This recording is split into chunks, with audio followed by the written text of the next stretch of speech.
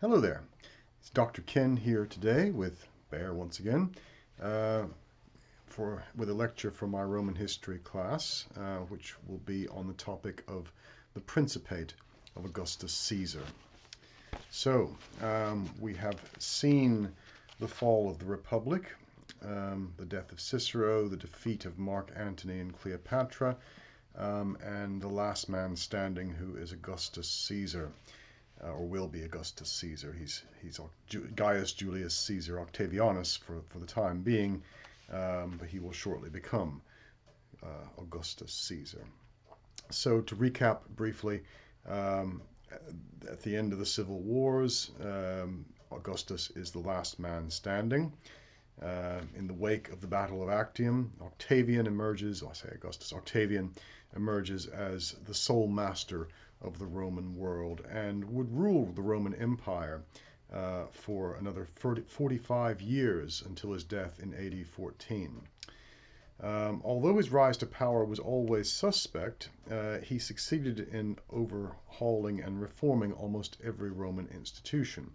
He also helped to establish the Roman Empire on a more or less rational basis.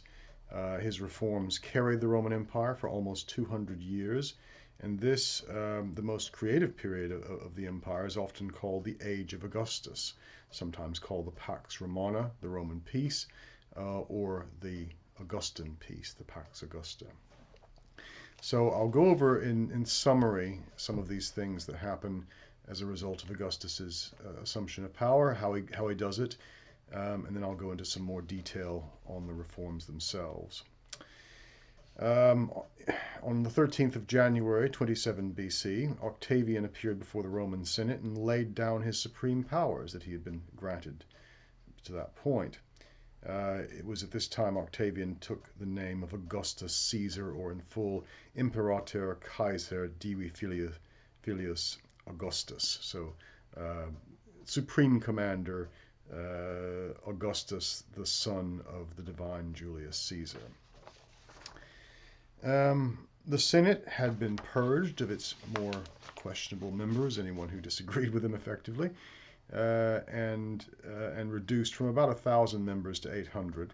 The majority of these were solidly in support of Augustus. Indeed, they were mostly handpicked by Augustus. He proclaimed that he had restored the Republic. The Senate then voted to allow Augustus to govern for 10 years, which he gladly accepted. Despite all the pomp and circumstance which accompanied this, the plain fact was that he was now left with total control of the armed forces and of the Roman state.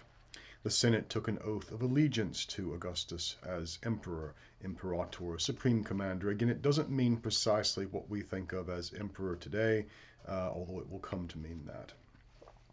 And in 23 BC, Augustus was again granted the authority of tribune or tribunician power, this time for life, which enabled him to have ultimate veto power and also to deal directly with the people. The reforms of Augustus, as well as his long life, contributed to the idea that he was somewhat more than human, and indeed he would be worshipped as a god by Romans in his own lifetime and after. He compromised between inherited traditions and a changed economic, political, and social reality. In other words, he effectively mixed both a kind of old and new political structures, which is a typically Roman thing to do. His system of reform saved the empire, arguably, although we could also argue that there were other alternatives, paths that could have gone down. But in the long run, it spelled the death of representative institutions. Whatever democracy was left was effectively dead. There was voting. There was actually democracy at a kind of level. So we even hear talk of special polling stations being set up all over the empire to elect magistrates and representatives to Rome from the provinces and things like this. But in actual fact, anyone elected to public office didn't have any actual authority over Augustus himself. His systems of reforms, as I say, saved the empire arguably, but then put himself in the and all the powers and institutions of the state under one person, namely Augustus himself. He was consul, tribune, chief priest, and of the civic religion and the public censor, all those powers combined into him. He ruled by personal prestige and was called Princeps. That was his official title, which just means first citizen or first amongst equals. He was also Pater Patriae, father of the fatherland, a title Julius Caesar had held, and Cicero, you might recall. But this put him in a position, and he apparently quite liked this title, it put him in a position in relation to the state as a father is to a Roman family. And you may recall the pater familias, the father of the family, is like a monarch in relation to the family. And so that really sets the tone of Augustus's reign. But he immediately faced four distinct problems. He had to secure the northern frontiers against attack. Civil wars had involved the army and had led to a weakening of the frontiers along that border. This is along the Rhine and Danube. The army had grown too large and unmanageable. It formed a kind of state within a state. And the urban population and small farmers had to be helped as well. His new government had to promote confidence among the senatorial class, which was necessary for efficient rule. Remember what happened to Augustus Caesar when he lost the confidence of the senatorial class. His reforms of the administration of the provinces hit all these problems at once. First, the frontiers were consolidated. His policy was to extend the northern frontier no further than the Rhine and Danube and to bolster what remained. He reduced the size of the army, and the remainder were stationed in the provinces, and provided cash payments to those soldiers who had served for more than 20 years, which secured their loyalty to the Roman state and to him, not to their generals. So he becomes the supreme commander of the armed forces. The generals are no longer responsible for rewarding the soldiers. The rewards come directly from the emperor, or the princeps, if you like. He also created the Praetorian Guard. This was an elite corps of 9,000 men charged with defending him personally. They were stationed at Rome, or around Rome initially, and the members of the guard were from Italy only. They received higher wages than the regular soldiers in the legions, and they served as the personal bodyguard of Augustus, although, as we shall see, he had multiple bodyguards, including a Germanic guard, which was like an elite within the elite that looked after him. So loyal German warriors protected the emperor.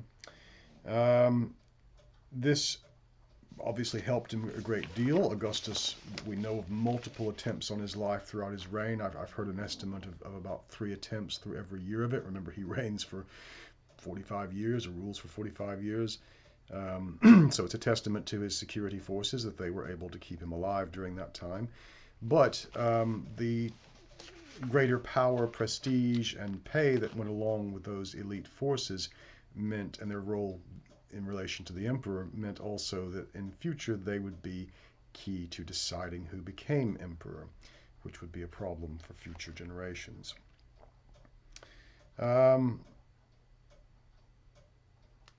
He made the senatorial aristocracy feel as if they still had power, but they were, of course, losing it quickly.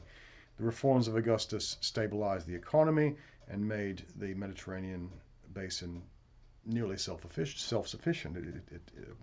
Economically, this was a very prosperous period for Rome. Trade flourished, etc. There were flaws, though, that would soon become apparent.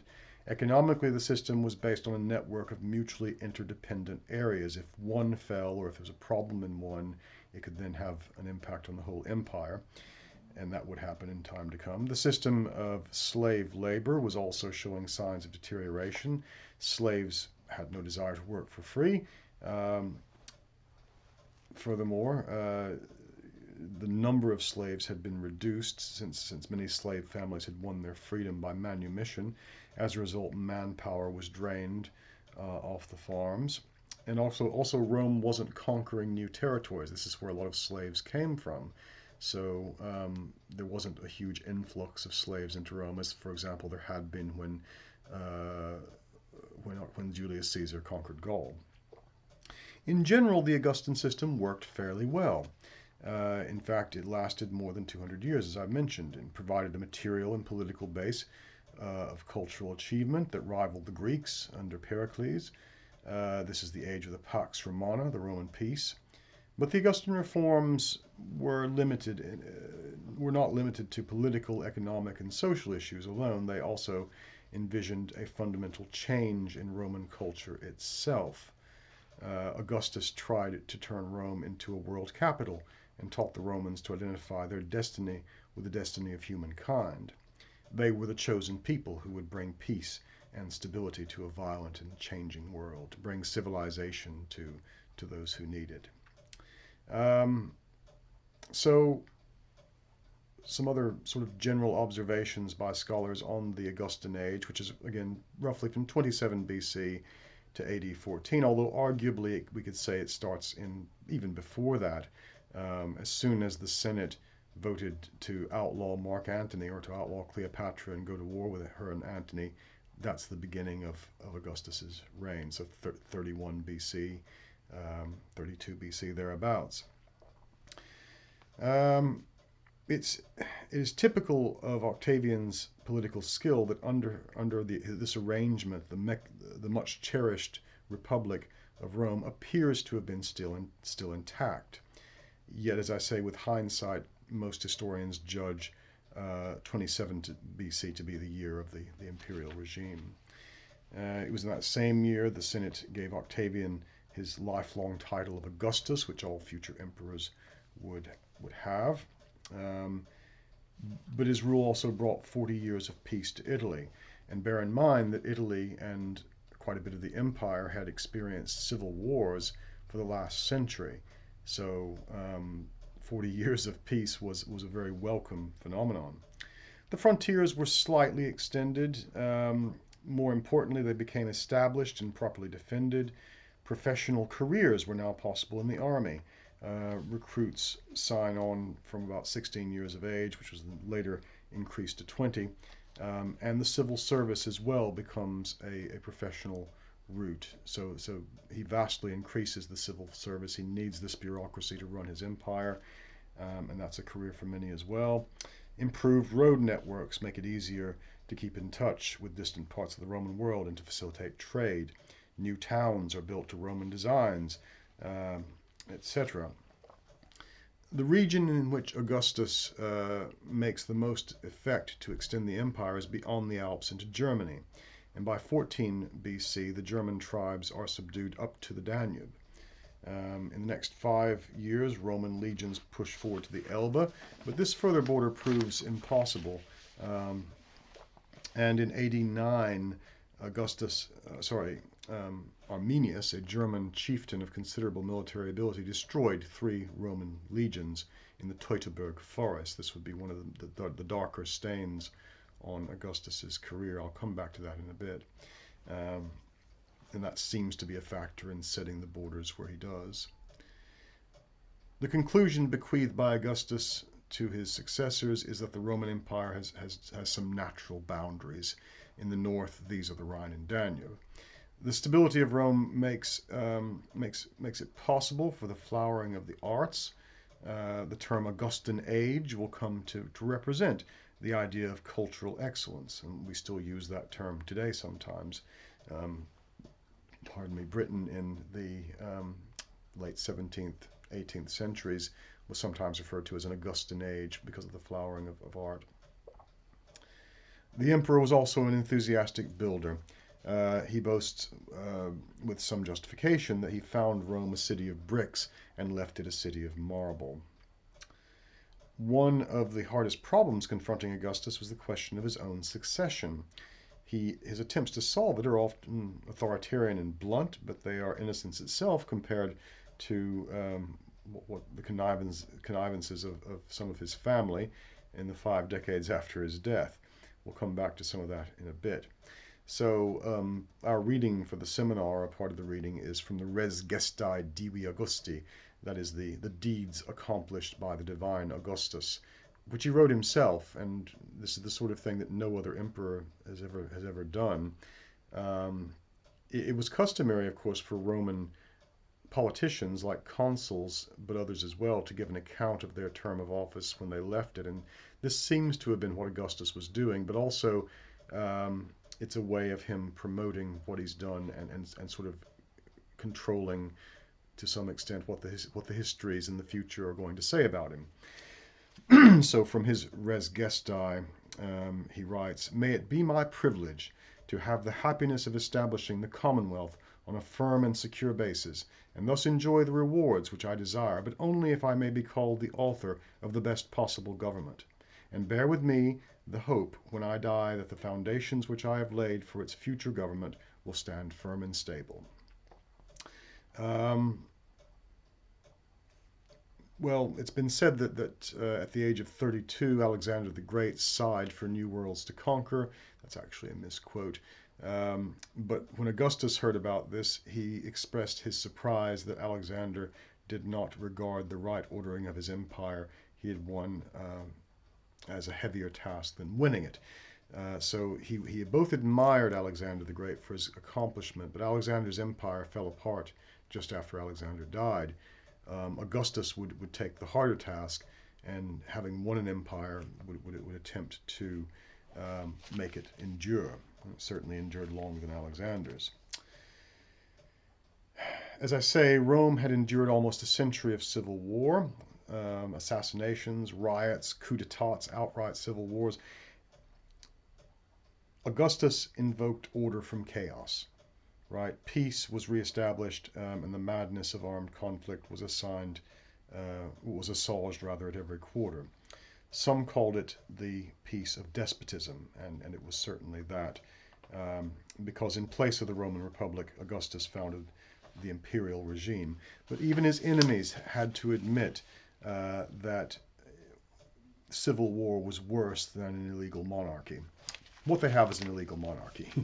It's disguised as something else, but that is what it is. And yet it was welcomed by many because of the hardships they had endured during the Civil War. His political genius lay in his grasp of the fact that the reform of the empire, in the reform of the empire, he had to preserve the republic. Thus the phrase, the restoration of the republic, is often used. Under this restored republic, Augustus was only the first citizen, the princeps. As I say, scholars today call it the Principate. One might call it a sham, yet even his most severe critics said the restoration of the republic was not merely a solemn comedy staged by a hypocrite. With slow experiment, with pragmatism, Augustus felt his way towards a constitutional settlement with the Senate, a compromise doubtless, but one that was advantageous to both. I put in a long quote from Cassius Dio that I'm not going to read out, but it's in the notes for those who want to look at it. Chapter 53, section 32. Augustus provided the Roman state with a form of permanent governmental supervision. You have to think about what it lacked, right, under the old republican system. You had a chief executive made up of the consuls, but the consuls were only in power for about a year. They might have their terms extended a little bit, but it wasn't a very long term of office. So you don't have a professional in charge for very long. The executive is quite fluid, and the tenor, the tone of the state might change quite dramatically if the consul is Mark Antony versus Cicero or Pompey Magnus or someone like that. Augustus gave it a permanent executive, which is probably something it needed, although not necessarily in the form that he created, perhaps. Routine administration was thoroughly overhauled and made more efficient by organizing it into what are called scrinia. We might call those boards or committees. So he establishes a number of committees or secretariats or something like that to deal with different aspects of the empire. As I say, it's a move towards more professional government. Knights and freedmen from all over Italy now had an opportunity to participate in the administration of the empire. Augustus seems to have chosen a lot of his administrators from the ranks of the knights, including provincial governors. So Pontius Pilate, who will be governor of Judea and Idumea, is equestrian order. Among his many public services to Rome, Augustus or his helpers undertook utility works, most important, ensuring water supply. Before the end of Augustus's reign, water was available for most of the houses in Rome, so running water in most of the houses in Rome. Suetonius writes about this, saying, but to show that he was a prince who desired the public welfare rather than popularity, when the people complained the scarcity and high price of wine, he sharply rebuked them, saying, My son-in-law Agrippa has taken good care by building several aqueducts, that men shall not go thirsty. It's from Suetonius's Life of Augustus. This is another thing he did. He had his family members, particularly Agrippa, who was being groomed for a while to be his successor before he died, build things in their name, but it was ultimately Augustus and the state who paid for them. He was the state. His coffers were the state's coffers. But he didn't want to seem to be the only one doing the building. He made the city safe again by providing a police force and fire brigade for the problem of coping with the recurrent floods of the Tiber. He found a partial solution in widening of its bed. He organized the provision to ensure an adequate service of transport, storage and distribution of the grain supply as well. He maintained free corn distribution, and when Rome was afflicted by famine, from his own private funds, we're told, again, his funds being those of the states, he undertook to alleviate the lack, the dearth, the lack of food.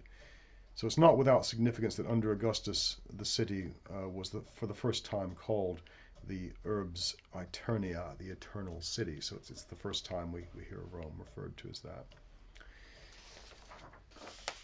that. Let's look at some of these reforms in a little bit more detail. All right. So after defeating Antony and Cleopatra, settling affairs there, Octavian stayed away from Rome as he saw the organization of the East, for the most part.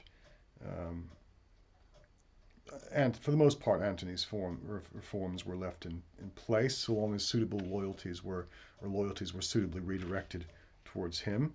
He returned to Rome and Italy amid tumultuous celebrations, and in August of 29 BC, that's when he returns, large numbers of veterans were settled, perhaps 25 legions, totaling 40,000 men or more, both in Italy and the provinces, this time without complaint, since the vast wealth of Egypt allowed for ample compensation. So remember, earlier on, especially during the triumvirate, he's displacing people to resettle his veterans. Now he's got the money to buy land for them or to compensate people whose land's taken away, and thus very, very popular, more so than seizing their property. When he entered Rome, he celebrated 3 triumphs in 3 days over Dalmatia, Actium, and Egypt. His legal position had been 32. Remember, he raised an army illegally and received propraetorian powers, which was not really appropriate for his age. He held the consulship every year from 31 BC onwards until 23 BC, and that sort of secures his legal position for a time. Just as important, however, was the non-legal basis for his dominance, sometimes expressed as Augustus's universal consent. The roots of this consent lay in the principle, if not in the practice, that his authority, his auctoritas, embraced the entire empire and all its armies. Octavian was, as he later put it, in complete control of affairs, precisely because everyone wanted him to be, and just as significantly because he was the last man standing. There is political posturing to this claim of universal consent, to be sure, but possibly also some kernel of truth. As I say, he had ended the civil wars, and people seem to have welcomed this. They voted numerous honors upon him in 29 BC. His position at the head of affairs, therefore, his position at the head of affairs needed careful consideration. The political reality is that he's in charge. No one can challenge him. He can do whatever he wants. But how to make this palatable, how to make this acceptable, because Julius Caesar was also completely in charge, and look what happened to him. Augustus didn't want that. So we come to the first so-called constitutional settlement of 13 January 27 BC, which, with the broadest of strokes, began painting the portrait of the new order. Memories of Caesar's fate must have loomed large. As I say, he wanted to avoid that. And Caesar had been laid low by a few dozen disillusioned aristocrats. So Augustus aims to try and keep them more on side, to appease the sensibilities of the elites. In addition, the divided loyalties of highly politicized armies had to be, which had been a plague on the late Republic, had to be dealt with. Situation too would require remedying. These two issues, in fact, were the heart of the first constitutional settlement staged in the Senate. I say staged quite appropriately, because everything had been decided beforehand on the 13th of January 27 BC. None of this was meant to suggest that the system, later called the Principate, was in its entirety planned out, completely from the beginning, or preordained, or some sort of, that Augustus had some sort of blueprint in his mind. I suspect he had a plan, no doubt, but it seems to have emerged partly ad hoc, partly piecemeal over time. His favorite saying, we're told, was festina lente, rush slowly, meaning whatever is done well enough is done quickly enough. Methodical, that's the term we would use, be methodical. This is the motto of a patient and careful planner. Nevertheless, that the Principate emerged piecemeal over the 3 decades has been demonstrated. Over 3 decades it takes to finally congeal into the office of the emperor. As consul in 28 BC, Octavian had annulled all the illegal, quote-unquote, acts of the triumvirate, effectively wiping the slate clean in their department. His behavior in this year, with Marcus Agrippa as his colleague, was generally traditional, generous, and exemplary. He behaves like a consul, even though he knows he doesn't have to worry about getting reelected. So, on the 13th of January 27 BC, he enters the Senate, and to the shock of all those not in the know, he surrenders his position and retires to private life. The senators, possibly confused, were indignant and insisted that Octavian remain at the helm of state. I'm sure some of them would have been coached in doing this beforehand. After a show of reluctance, and this would be a feature that most Roman emperors would or a kind of behavior they would put on as they were being selected or being invested with the power of emperor, to show reluctance. After a show of some reluctance, Octavian graciously accepted a share in the running of the state, gaining command of Spain, Gaul, Syria, Cyprus, and Egypt, while the Senate and the people kept the rest of the provinces. We'll come back to that because it turns out they don't really. Anyway, within his extended provincia, his power granted him for 10 years, Octavian could appoint legates to administer regions on his behalf. Modern scholars have failed to reach agreement as to the exact legal status of Octavian's command over the provinces. It's referred to as imperium proconsulare, so proconsular imperium, or proconsular authority. It has had precedents in the form of extraordinary commands, like Pompey Magnus's in the late Republic, or the triumvirs, and this will have appealed to Octavian's, sense to be a desire to appear to be maintaining traditions while also doing something alarmingly new, doing nothing alarmingly new or innovative, even though it was just that. Whatever scholars may think or agree or disagree about this proconsular imperium, what becomes apparent is that he can go into any province he wants, his own or those that are controlled by the Senate, and decide what things are going to be done.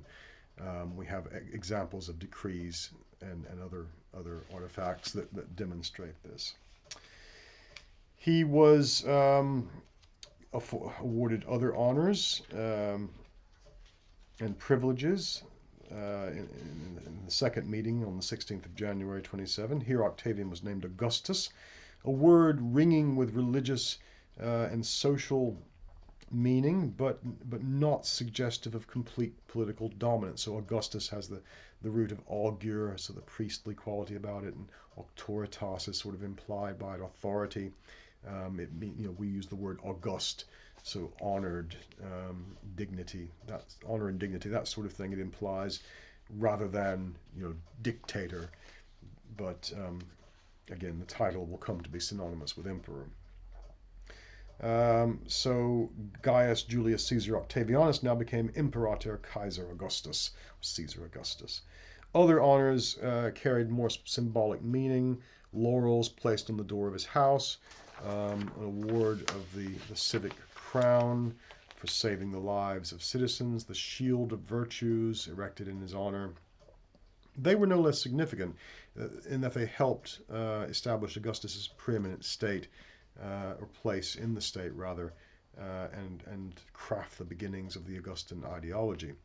By means of this settlement, Augustus was simultaneously commander, leader, and savior. In the summer following the settlement, he left Rome to tour Gaul and Spain. The journey kept him away from the capital until 24 BC. Probably a wise choice on his part to be out of the public eye, let the new arrangements take root. The summer after, he left Agrippa and Mykonos. Mykonos would be his sort of minister without portfolio, but also the man who was in charge of deciding who got to be published, well, or who got to be heavily promoted if they were published in Rome as well. They supervised matters in Rome. In the summer after his return, possibly in June or July, the second constitutional settlement was staged. Around this time, a conspiracy was uncovered and two principals were executed. So this is one of the many attempts on his life that we hear about. Was this a reaction to the second settlement? We're not entirely sure. It might well have been, or were the events unrelated? In the end, the conclusion has to be left open, but the case for the conspiracies occurring after the settlement seems to be stronger. We're not exactly sure of the dating, but it looks like this conspiracy emerged as a response to the second settlement. The outline of the second settlement itself is clear enough, even if the details remain somewhat debated. Augustus relinquished the consulship, which he had been occupying since 31 BC, and was only to take it up again on two further occasions for the rest of his life for dynastic reasons, to transfer powers to other people, to his heirs. In return, he received an empire-wide grant of proconsular imperium. Again, this was initially for 5 years. It's debated whether this was greater than that of a governor or of other governors. Again, the debate is irrelevant because he had power over all the provinces. And we know of him overriding governors of provinces as well. Whatever the legal details, by virtue of this grant of imperium in 23, he could intervene in the affairs of any province that he wanted to, and didn't have to lay down his power when he left the Pomerium, the sacred border of the city of Rome.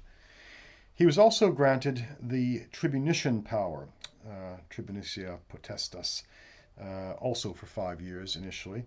That allowed him all the rights and privileges of a tribune of the people without actually holding the office. He could summon the people to an assembly, propose legislation, veto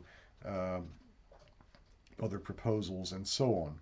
With both his tribunician power and his proconsular power, Augustus now had the ability to direct affairs in every wing of domestic and foreign administration. These two powers would long remain the twin pillars of the Roman emperor's legal position. The third pillar of the emperor's power, if you like, was being supreme commander of the armed forces.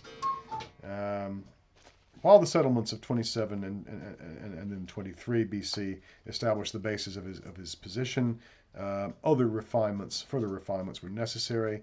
As with the settlement of 27 BC, Augustus soon left Rome again for the east from 22 to 19 BC.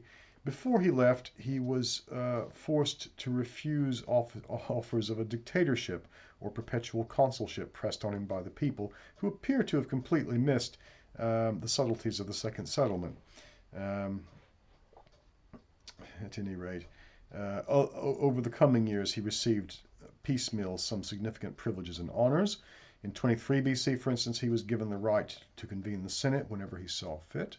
In 22, he was appointed to oversee Rome's grain supply. For how long is unclear, but in perpetuity is what it would turn out to be. In 19, when he had returned from the East, he was given censorial powers for 5 years initially.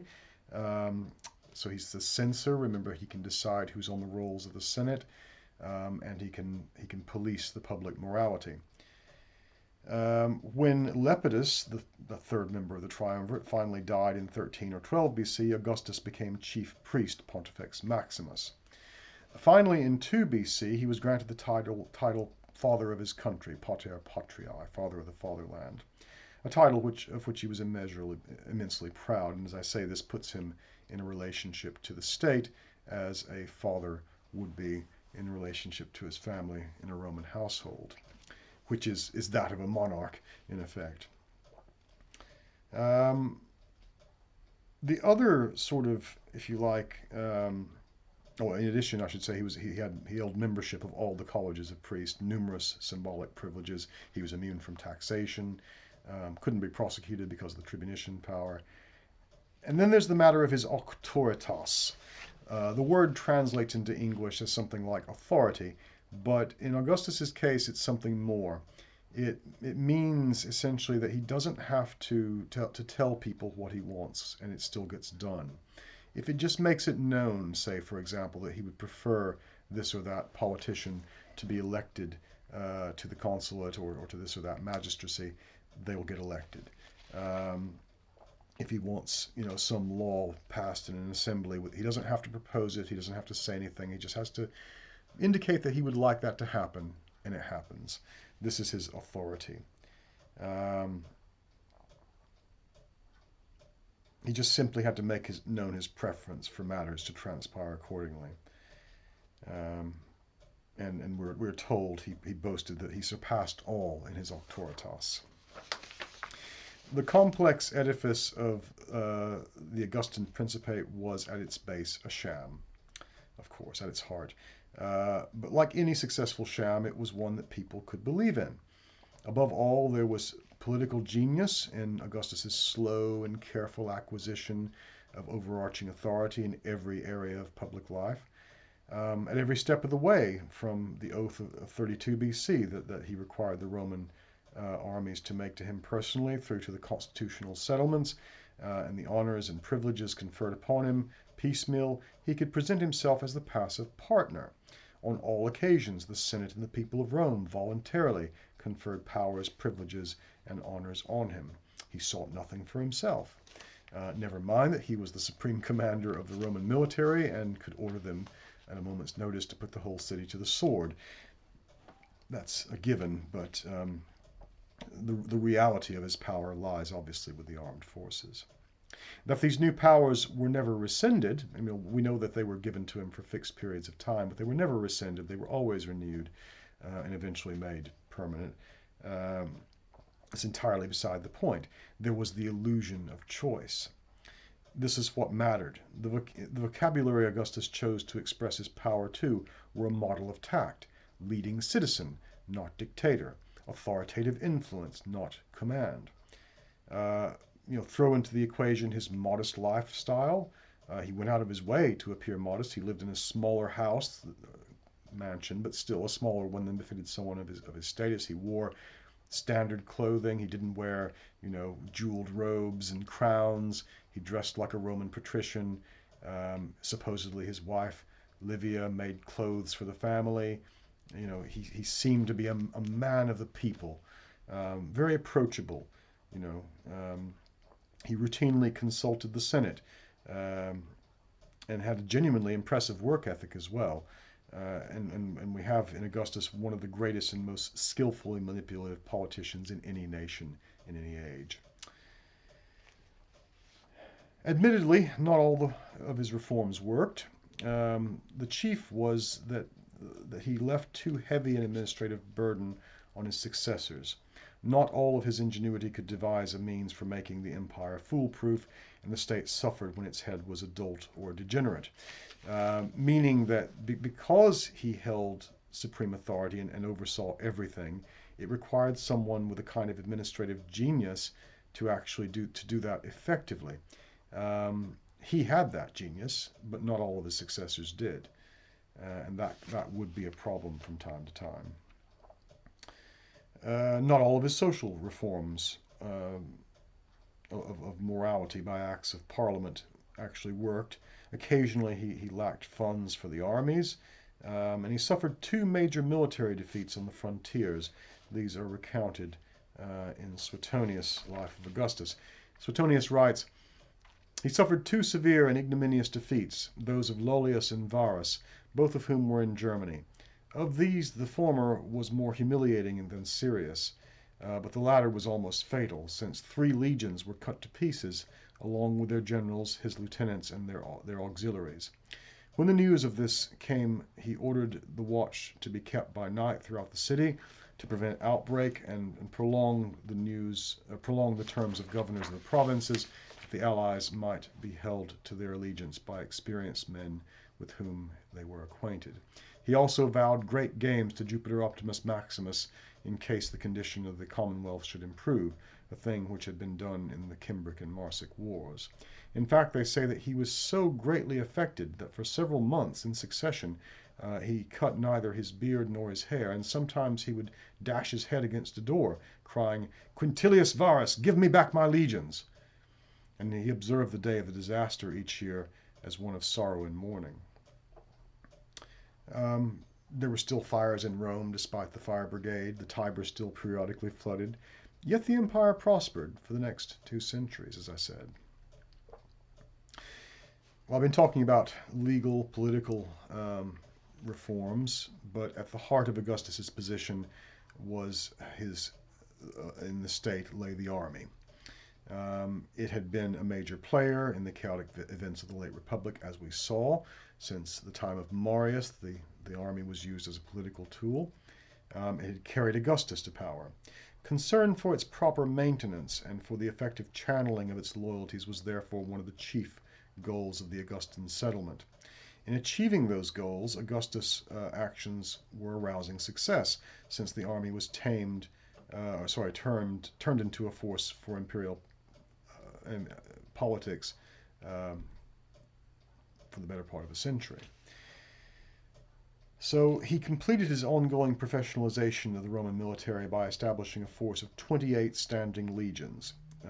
3, as we saw, were lost in Germany in 9 AD. These were made up of volunteer recruits for the citizen soldiers of the legions.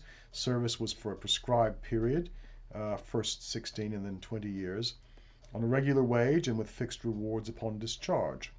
After 14 BC, land grants were discontinued in favor of cash pension settlements, and payments were funded after AD 6 by a new treasury set up for that purpose. For the first time, military service became a proper career choice in and of itself. Not really for the first time, but it's regularized as such at this point. Non-citizen wings of the army also were created, and these are termed auxiliary corps. So these were formed into cohorts of infantry and cavalry and wings of cavalry, usually between 500 to 1,000 strong, sometimes under their own commanders, sometimes under a Roman officer, usually an ex-centurion or tribune. And under Augustus, auxiliary units were mostly raised as needed and then disbanded when whatever campaign they were on ended. I should say prior to Augustus, they were mostly disbanded, but some were disbanded, some were kept on. Under Augustus, some were maintained on a permanent basis. Now, this would actually be a problem for the Romans in time to come. The auxiliary units are made up of non-Romans, or non-Roman citizens, so people from the provinces who don't have full Roman citizenship. Increasingly, it will become more difficult to find Roman citizens to make up the army. And so the auxiliary units will grow in size, and it's this in no small part that leads to problems when those auxiliaries start demanding things like equal representation and rights like Roman citizens. That's a problem for a later century, but it's set up, the seeds of it are established here. Augustus also regularized the organization, terms of service in the Roman navy, and created the Praetorian Guard, as we saw, which looked after his safety. They were billeted in townships around Rome.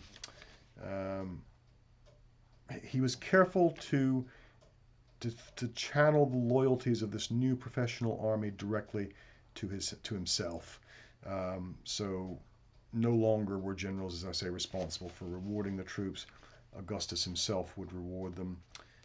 This was quite crucial to prevent any further civil wars, or he thought. Again, in the future, there would be issues where, say, governors or this or that general would use the armies to start civil wars, but that's not for several more centuries.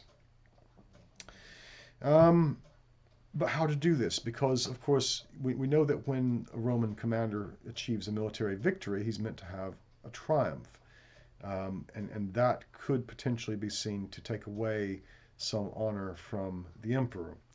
So how is this tested? Well, around the time of the first settlement, one M. Licinius Crassus, who was grandson of the great late Republican magnate, the one who died at Carrhae, raised a serious problem for Augustus. As governor of Macedonia, he had undertaken successful campaigns south of the Danube and had personally killed an enemy leader in battle. And remember that on the rare occasion that a Roman commander kills the enemy commander, he can perform what's called the spoila opima, the supreme spoils, in which he dedicates the arms of the enemy to Jupiter Optimus Maximus. It was very rare for anyone to do this, since Crassus's claim to the spoila opima would have raised Crassus into the uppermost echelons of military glory. It had the potential to confuse the soldiers' loyalty towards Augustus. So Augustus blocked the claim on a technicality. Crassus was given a triumph and promptly disappears from our records. It's not likely that he was killed. It's likely he just retired or possibly suffered a public profile death in the face of Augustus's displeasure. So this is an example of Augustus's auctoritas effectively ruining a man's career simply because he had done so well that he deserved the spoila opima and asked for it. Not long afterwards, another provincial governor proved problematic.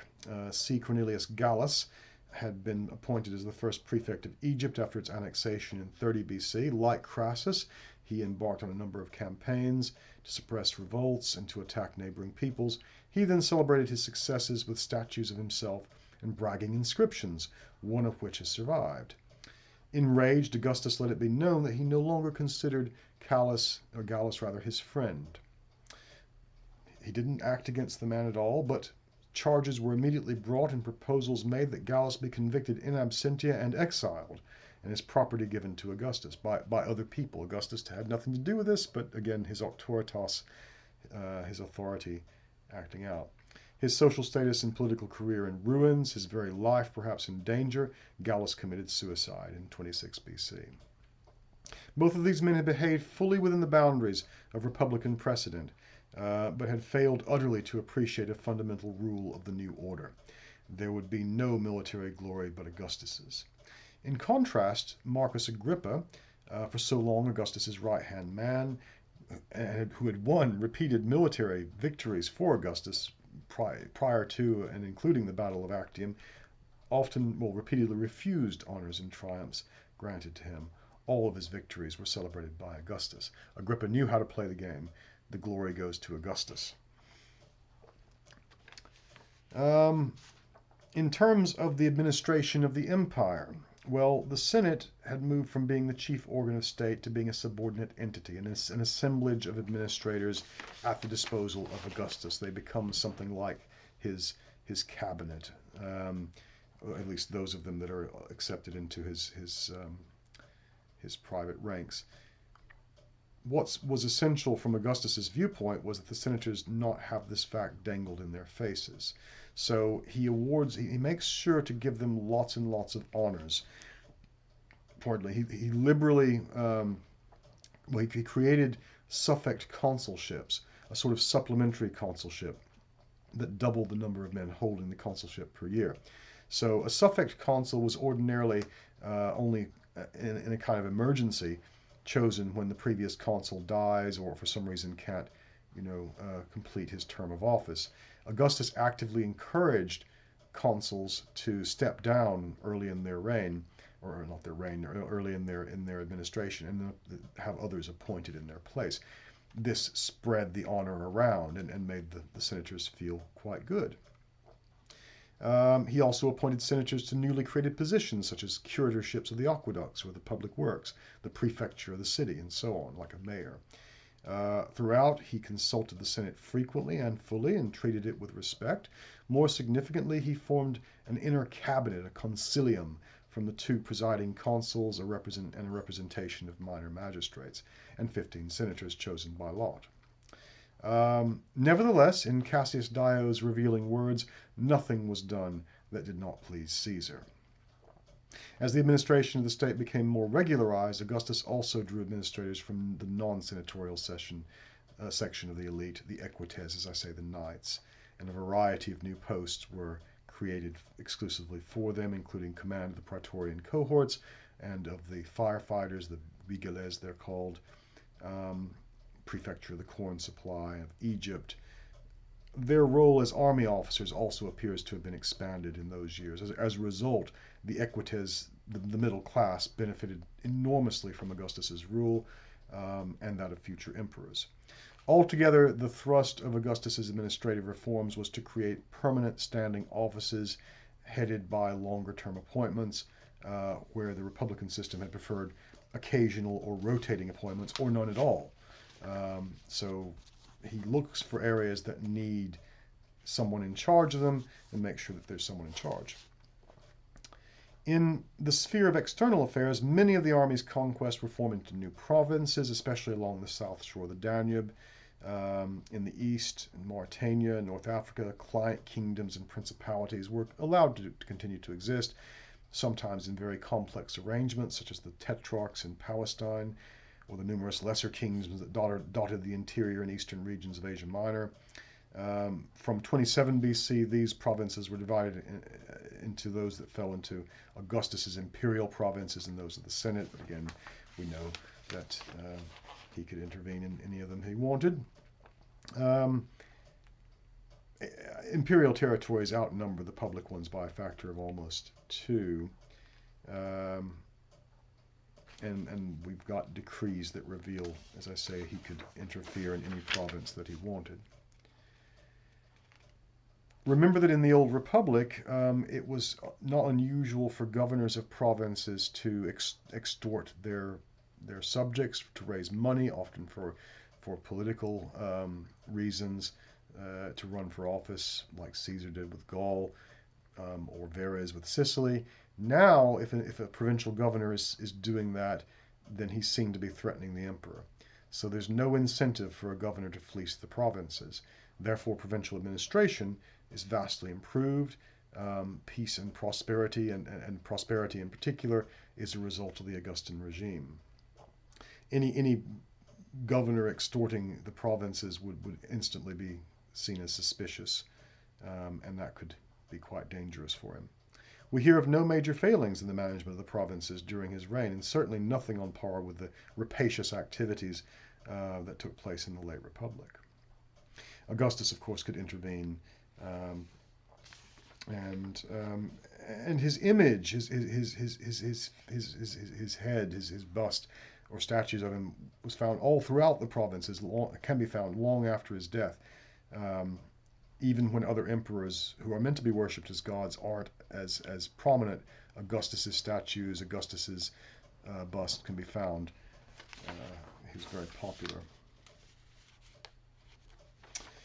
He introduces moral reforms as well, claiming, he says in his Res Gestae, I brought back those practices of our ancestors that were passing away in our age.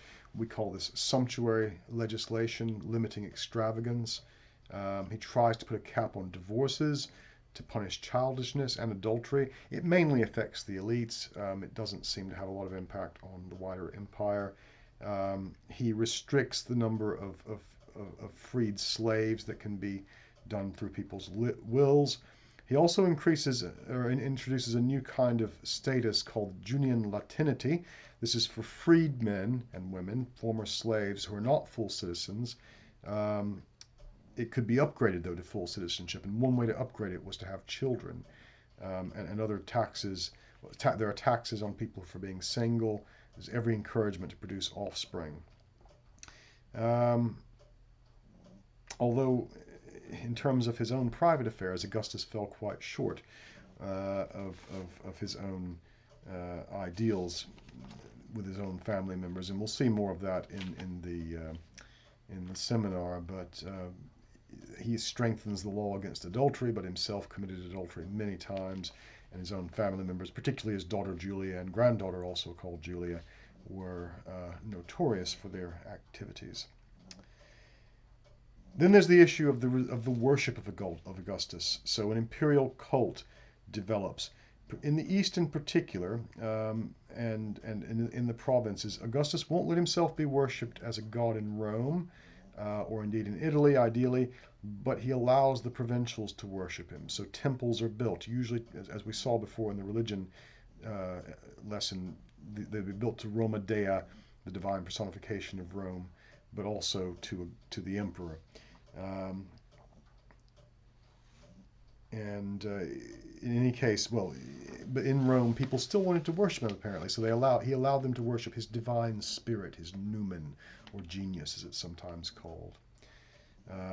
But he doesn't block direct worship in the other provinces, and we'll see in the art and architecture one, quite a few temples to the divine Augustus are established. As I mentioned before, there were numerous acts of generosity carried out by members of his household, and by himself ultimately, rebuilding the city, different structures, temples, theaters, aqueducts, and a new style enters the Roman canon, if you like. Previously in the Republic, we'd seen the veristic style, the warts and all style. So if someone famous were portrayed in statuary, they were ugly, that ugliness would be preserved. Augustus adopts the classicizing style. So he and other members of the imperial household are portrayed as like Greek heroes, larger than life, fitter, more perfect, and that replaces the old veristic style. Art, literature, history, all prosper during his reign, but again, only those things that are favored by Augustus. Mykonos, his minister without portfolio, oversees and patronizes the works of poets like Virgil and Horace. Literary circles sprang up. In terms of his legacy, it's a little bit more problematic. So we'll talk more about this in the seminar, but he tried to establish a kind of pool of princes who were going to inherit, but they all managed to die quite early in life, and it ends up being his stepson, Tiberius, by his wife Livia, who will inherit the throne.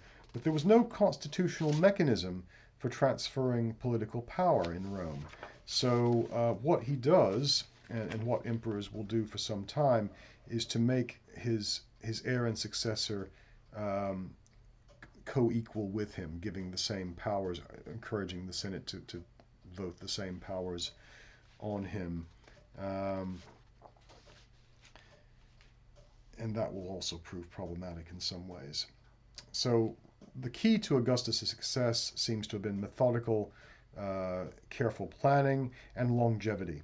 By the end of his life, people had lived and died who had known nothing but his regime. The days of the old republic were gone. the only real issue remaining was sort of imperial succession. Augustus's ultimate legacy, however, was arguably in the peace and prosperity the empire was to enjoy for the next 2 centuries under the system he initiated. His memory was enshrined in the political ethos of the imperial age as a paradigm of a good emperor. Although every emperor adopted his name, Caesar, Augustus, only a handful earned genuine comparison with him, and most were his inferior. So we'll leave it at that. I thank you for your attention, and Bear thanks you as well, waking her up just for that. And I shall see you all next time. Thank you very much.